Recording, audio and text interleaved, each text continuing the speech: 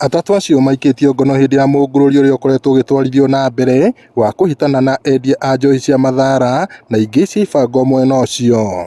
Kũringana na kamanda wa borithi wa Nyandarua ya gatagatĩ nĩ atĩ maabithaa a ũgitĩri makũnyĩirwo nĩ mũingĩ igũrũ rĩgiĩ thũgũrĩ ĩyo na nĩho marahotire kũhobanĩria ekũĩrwo acio na maramaikia ngono.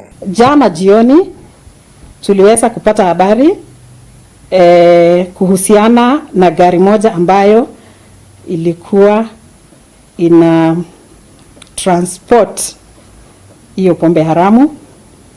Askari wetu hapa Ol-Kalou walienda kule area ambayo inaitwa Kanyamu ndani ya town ya Ol-Kalou, na kwa kweli tulipata mtu mmoja akishukisha hizo pombe. Augĩte kũrĩ na andũ makoretwo magĩthondeka njohi icio ngananie na gũcoka kwenderia andũ matarĩ na ũmenyo ũcio, gũkũ akĩmarutĩra mũkana akiuga thirikari nĩ ĩrahĩtana nao. Tumeona ya kwamba kuna pombe ambazo ziko humu nje ambayo inaweza dhuru afya yao.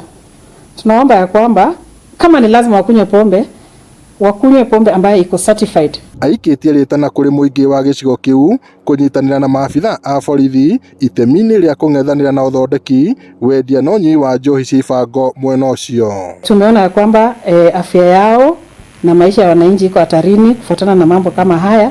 Watupatie habari wakipata habari, so that tupate pia na sisi kutumia hiyo habari kuwashika wale ambao wanahusika kutengeneza pombe haramu. Ngiriboti Inooro TV kuma kaunti-inĩ ya Nyandarua, njĩtagwo Peter Mwangi.